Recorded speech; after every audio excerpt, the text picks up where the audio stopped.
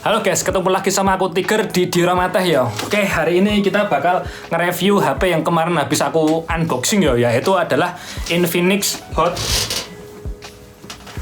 50 Pro Plus JKT48 Edition ya. Mumpung kita juga belum dapat yang Note, jadi kita review yang ini dulu ya, karena ya serapa, yang penting kita dapat barang buat bisa direview, dan channelnya hidup, oke? Oke, sebelum itu kita opening dulu seperti biasa ya. 1, 2, 3, keplok-keplok.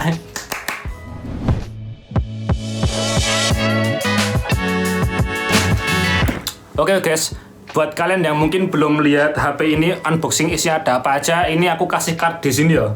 Sebelah sini atau sebelah sini, itu ada card YouTube gitu ya. Nanti bisa kalian klik terus bisa langsung masuk ke video unboxingnya, oke? Nah, ini mending kita langsung buka di bagian HP-nya ya. Terus akan aku sedikit jelaskan speknya itu apa aja secara singkat aja ya, biar video ini nggak panjang-panjang banget ya. Oke, let's go. Oke, yang pertama akan kita bahas dulu spek HP-nya ya, secara fisik dulu mungkin ya, dari yang luar, dari yang kelihatan jelas gitu loh. Yang pertama, HP ini sudah dilengkapi dengan dual SIM plus micro SD yang maksimal bisa sampai 1 TB ya. Yang kedua, dia udah menggunakan speaker stereo yang sudah dioptimisasi oleh JBL ya, karena emang HP ini sudah ini ya, apa namanya itu? Sound by JBL ya, ini. Jadi bang udah jadi ya kerjasama istilahnya. Jadi ntar hasil suaranya gimana nanti bakal kita coba nanti. Nah, sip gitu. Terus ini juga yang paling apa namanya ya, ngeh banget buat kalian yang sering pakai HP terus tiba-tiba pakai HP Infinix ini ya. Itu bobotnya tuh ringan banget. Cuma 162 gram. Untuk ukuran HP yang ukurannya 6,78 inci ya layarnya, itu tuh kayak HP ini tuh ringan banget, sumpah. Kayak ringan tipis lah gitu. Cuma apa ya, kesannya tuh kayak HP ini tuh ringkih, kalau jatuh tuh bisa gampang patah gitu loh. Cuma ya itu cuma persepsiku doang ya, mungkin karena aku sering pakai HP yang apalagi apa ya, dipakein casing yang hard case yang cukup tebal gini ya, jadi feeling pegangnya tuh kayak ini HP tipis banget gitu loh. Cuma lebih amannya kalau misalnya kalian beli HP ini tetap dibelikan hard case juga ya, tapi di penjualan juga udah ada ini juga sih, apa namanya itu, case-nya juga soft case, Mika case udah dikasih dalamnya, cuma ya lebih baik kalian beli yang hard case sekalian gitu. Jangan lupa ya anti goresnya di sini, walaupun di sini ada ya cadangan aja sih, kalau misalnya butuh anti gores lain ya jangan lupa beli demi proteksi yang lebih awet gitu ya. Jujur ini buat aku HP-nya itu tuh sebenarnya tuh ringan, oke, bagus, cuma HP-nya tuh layarnya curve ya, jadi kayak sampingnya tuh mendelep itu loh. Jadi kayak buat aku yang gak kebiasa pakai HP curve gitu tuh kayak megangnya tuh aneh gitu loh, kayak takut kepencet. Terus juga kalau buat ngegame tuh kayak aneh gitu loh istilahnya tuh. Aku sih lebih prefer buat apa ya, punya HP atau pakai HP yang layarnya tuh datar aja gitu loh, nggak yang curve gitu. Ya cuma itu selera sih, kebiasaan juga ya mungkin ya. Jadi kalau misalnya sering pakai HP yang curve juga ya bisa menyesuaikan gitu. Cuma ya kalau aku I think not. Terus kita masuk ke layarnya ya. Layarnya ini udah di 6,78 inci. Layarnya pakai AMOLED. Jadi gambar yang dihasilkan warnanya itu udah kayak oke banget, apik banget pokoknya. Terus HP ini juga layarnya udah di 120 Hz ya. Ininya apa namanya itu, refresh rate-nya dengan touch sampling 360 Hz. Jadi ya buat scrolling, buat main game maksimal di 120 Hz itu udah enak banget, udah lancar banget. Dan kalau misalnya kalian mau lebih hemat lagi ya, ini bisa disetting ke 60 Hz aja, jadi hemat baterai, jadi bisa lebih tahan lama gitu loh untuk seharian dipakai, atau mungkin untuk kegiatan-kegiatan yang bakal jarang nemuin stop kontak gitu lah ya istilahnya. Gitu.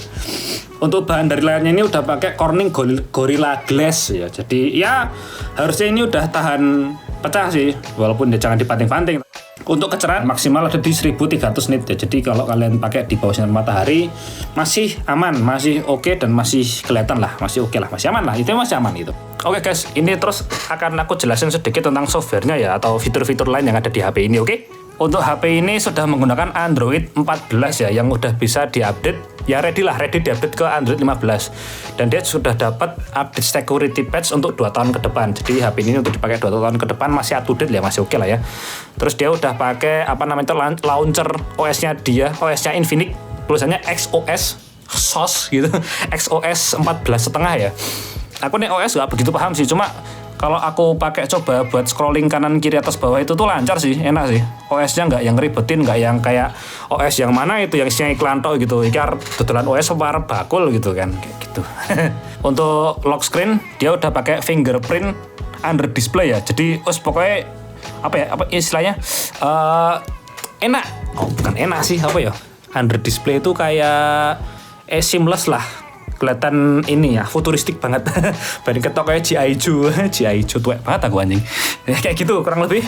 Ya itu apa namanya? Udah ada sensor fingerprint di bawah layar. Sudah oke, gampang.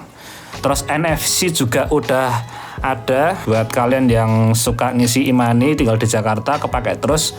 Itu bakal penting banget NFC kepake.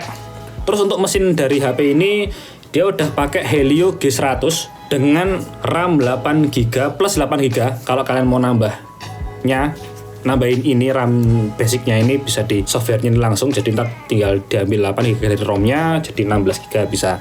Terus ROM yang ada di sini internalnya ada di 256GB ya. Udah cukup banget ya sebenarnya, 256 itu udah standar sih.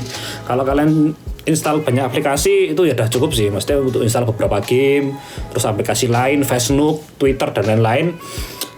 Ya 256 menurutku cukup banget. Kalau misalnya kurang ya tambah ya microSD, kan ada colokan di sini dan bisa sampai 1 TB toh. Lalu untuk hasil dari Helio G100 ini ya, kita coba pakai ya 3D Mark sama Antutu, hasilnya kurang lebih segini. Jadi ya guys, untuk Antutu hasilnya seperti itu ya guys. Ada di 400 ribuan ya, itu masih aman. Terus ini kita cek yang ada di Wildlife Extreme Stress Test. Skornya base loop di 385, lowestnya 381, jadi stability-nya ada di 99% ya. Jadi ini aman banget. Kalau buat long run itu stabil banget.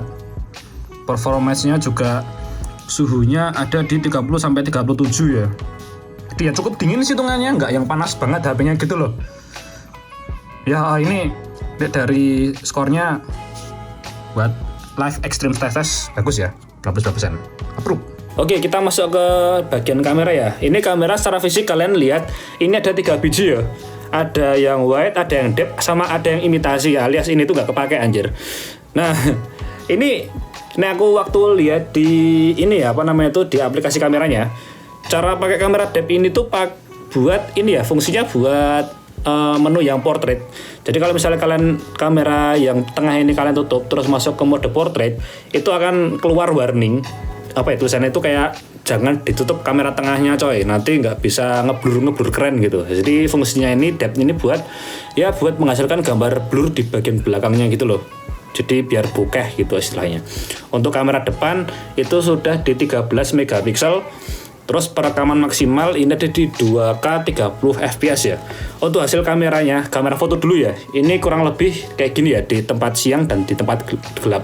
Bener ya, siang dan gelap. Ya kurang lebih kayak gini.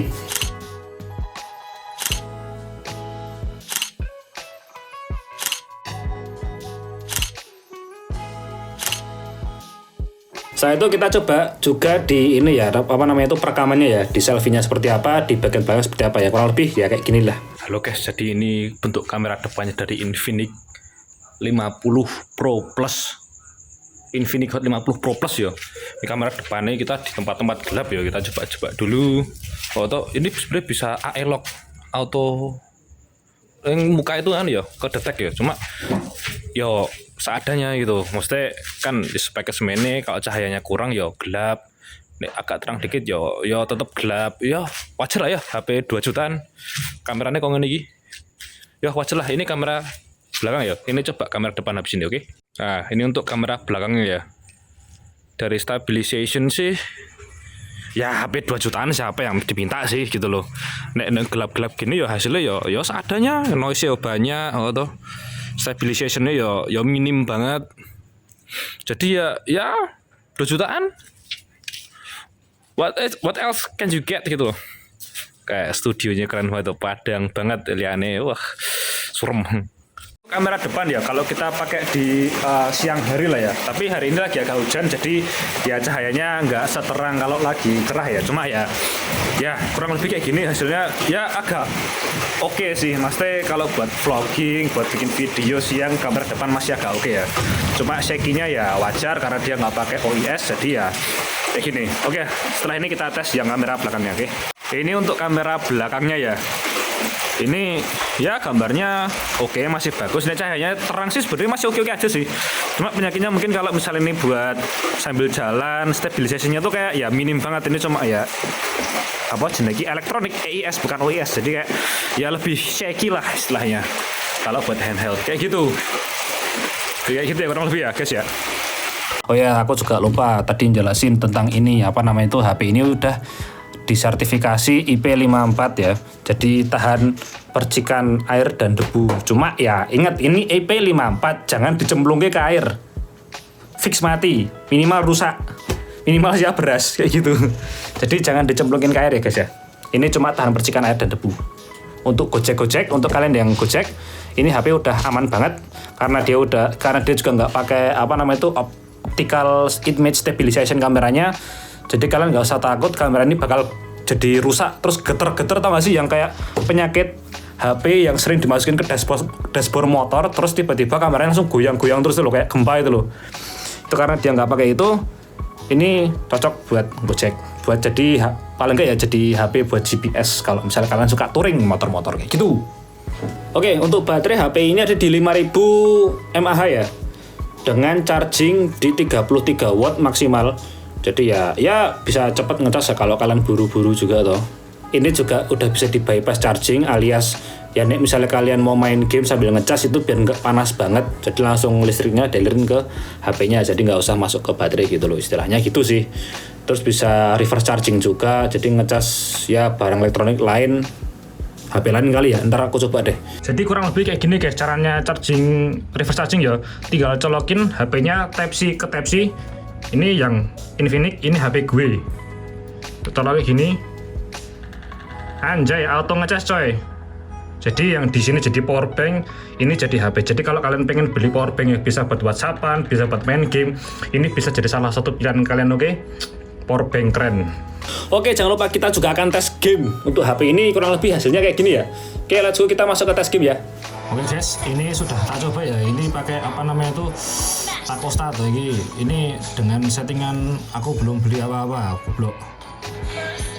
Magic biasanya pakai apa? Tak lupa ya. Apa gini dulu aja.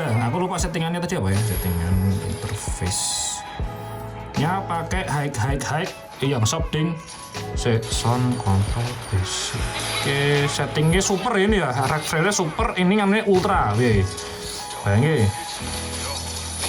Ini FPS yang didapat ada 80 loh, di 80 ini kan maksimal 120 toh. Ini dapat FPS 80 stabil main Mobile Legend. Jadi ya menurutku ini oke banget ya. Salah ini. Jadi ini kalau buat Mobile Legend aman banget ini ya, udah nggak perlu diraguin lagi. Ini udah bagus banget. FPS stabil di 80-an lah, 80-an di settingan ultra malan. Nek dari suhunya sih emang sedikit hangat, cuma nek menurutku ini masih agak aman sih. Nek misalnya pengen agak oke lagi, menurutku baiknya dipasangin ini sih, dipasangin apa namanya tuh wadah ini loh, apa jenis hard case atau apa gitu yang biar nanti tangannya nggak langsung nyentuh HP-nya tuh.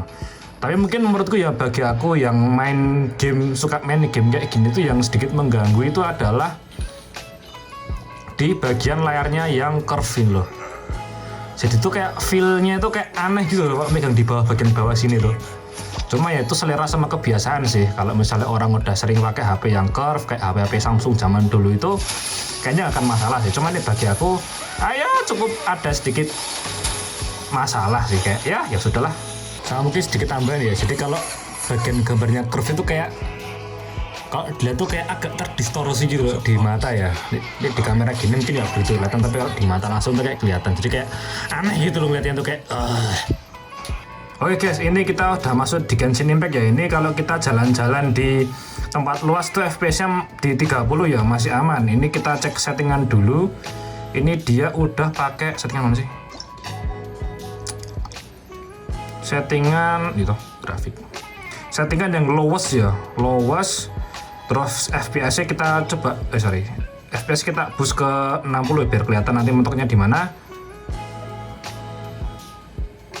Bismillah. Jalan-jalan ya itu di lowest di tempat terbuka itu dapat di 40 ya FPS-nya ya. Ini untuk main Genshin Impact. Kadang FPS-nya turun di 30-an.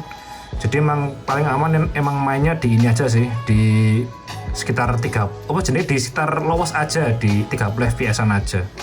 Biar nggak terlalu ngoyo gitu loh istilahnya. Coba kita cari musuh dulu ya. Oh, ini apa musuh? Waktu ngebuk, oke, FPS-nya masih stabil di sekian, di 40-an nih lah, FPS-nya di 40, 30, 40 untuk settingan lowest ya. Katanya kalau mau dinaikin lagi nggak disarankan sih, soalnya lowest aja udah agak sendat-sendet gini ya. Cuma ya untuk main masih playable, masih oke. Oke, setelah ini kita coba main di HSR ya, jadinya kayak gimana? Let's go. Halo guys, ini kita udah main HSR ya. Ini kita cek settingan dulu. Ini semua ada di low semua ya. Ini kita setting ke 60 biar nanti kelihatan waktu main seberapa. Kalau ini masih di bawah 30 sebetulnya. Low ini ya. Settingan low ada di 30, 36. Ya tipis-tipis lah.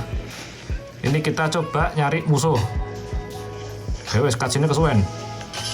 Coba kita di battle ya. Oke. Wah, stuttering rawe karepmu. Settingnya di anu ya. Ya, 45, 50 ya nggak stabil sih, cuma dia lowestnya ada di 30-an, 27 FPS sih. Ini menurutku dengan settingan low sih ya gambarnya nggak HD banget, cuma ya better lah, masih playable. Oke, good lah.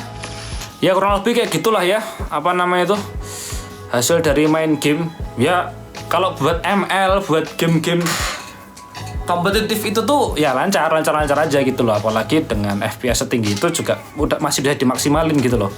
Cuma ya untuk game-game kayak Genshin, kembali lagi ya, game-game berat, Genshin, HSR kayak gitu ya bang, ya sedikit effort lah istilahnya HP-nya buat apa namanya itu menstabilkan FPS-nya gitu di ya settingan agak tinggi gitu. Ya mungkin di settingan rendah masih bisa agak stabil ya, cuma kalau udah settingan high udah agak nangis istilahnya. Oh ya, sedikit tambahan lagi karena ini speakernya ada di agak sekitar bawah sini. Jadi kalau kalian main kayak gini ya itu bisa nutupin gitu loh. Jadi suaranya tuh kayak mendem gitu loh. Kalau ya sini kan agak di atas tuh, jadi lebih enak. Kalau ini di bawah nih, jadi agak mendem aja sebelah kirinya gitu. Oke, sama satu lagi ya guys, ini ada mode gaming ala-ala lah ya, namanya X-Boost ya. Di sini itu ada beberapa fitur kayak ya bisa screenshot, bisa langsung screen record. Ini ada modenya mau power saving, equilibrium atau performance gitu kan, yang nanti bisa ngeboost FPS dan lain-lain. Quick tool juga ada kayak image stabilization di in-game-nya gitu kan. Bypass charging ini agak penting nih. Kalau misalnya kalian main game long run itu bisa dihidupin biar nanti charge-nya itu langsung masuk ke power itu loh, jadi nggak lewat baterai. Jadi baterainya bisa lebih awet lah nanti ke depannya gitu. Ini ada macam-macam di sini, barang mode voice changer ini buat VTuber. Maksudnya ya buat apa jenis konten creator gitu kan. Banyak ini sebenarnya tuh. Ada magic button dan lain-lain macam-macam. Kayak gitu. Ini bakal fungsional banget sih di beberapa apa namanya itu optionnya gitu. Ini kalian bisa explore sendiri ya, misalnya kalian punya HP ini gitu. Oke, lanjut. Oh ya, ini yang kalian tunggu ya. Ini karena ini sudah disupport oleh JBL, ini akan kita tes audio ya. Hasilnya seperti apa ya? Kurang lebih hasilnya kayak gini ya.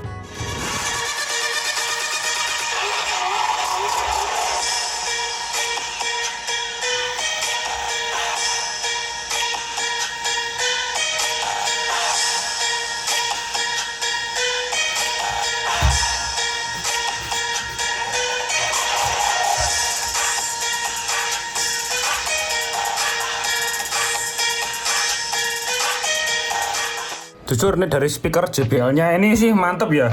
Nih didengarin langsung ke telinga gitu. Buff ya po. Bassnya itu kayak menghantam sampai ke telinga, sampai gendang telinga paling dalam itu. Ini menurutku sih bagus ya. Nih dari speakernya, kualitas speakernya oke. Mantep. Kalau mau main game full rata kanan audionya, pokoknya kerasa banget sih, enak sih. Apalagi buat dengerin lagu, terus mungkin dimasukin dalam gelas biar audionya lebih terresonansi gitu ya, lebih oke lagi sih. Nah, menurutku untuk audio cakep. Nah mungkin kurang lebih kayak gitu ya, review singkat dari Diorama Tech ya tentang HP Infinix Hot Hot 50 Pro Plus JKT48 Edition ya. Dengan harga yang cuma 2 jutaan sih menurutku ini udah oke banget, apalagi buat kalian pengguna daily, terus mungkin main game-game tipis yang nggak perlu yang high end banget gitu kan. Itu menurutku ini udah oke banget ya. Selain dengan RAM-nya bisa ditambah, terus udah ROM-nya juga udah 256, standar sekarang kan juga udah main gede gitu ya. Cuma ya itu tadi minusnya cuma menurutku ya, ini kan personal ya. Menurutku sih minusnya di bagian curve desainnya itu loh ya, bagian sampingnya curve itu loh. Jadi buat handle main game atau buat daily itu kayak nggak biasa ya, mungkin karena ya kebiasaan pakai HP yang ya normal dari dulu ya, yang pinggangnya nggak curve gitu loh. Jadi ya mungkin itu sih kekurangannya dari aku ya. Sama satu lagi mungkin karena aku nggak biasa pegang HP ringan. Jadi tuh kalau pegang HP ringan kayak gini, seringan Infinix ini toh, kesannya tuh jadi kayak ini HP kalau jatuh pecah gitu loh. Cuma ya aku juga nggak bisa ngetes drop test ya, karena emang HP ini cuma dipinjemin buat dites, di review aja, nggak buat dibanting-banting dan dirusak gitu loh. Oke, yaudah kurang lebih kayak gitu ya tentang Infinix Hot 50 Pro Plus. Keputusan ada di tangan kalian. Kalau misalnya kalian pengen beli ini atau pengen punya HP ini, apalagi ini udah JKT48 Edition ya. Ya kita nggak dapat yang limited package-nya, cuma dapat HP-nya doang. Cuma ya menurutku kalau kalian mencari HP 2 jutaan, ini bisa jadi salah satu pilihan kalian yang bisa kalian pertimbangkan gitu loh. Yaudah kurang lebih kayak gitu dari aku, Tiger di Diorama Tech ya. Kita akan ketemu lagi di kesempatan lain dan di video lain mungkin ya. Udah mungkin aku Tiger, kita ketemu lagi kapan-kapan, oke?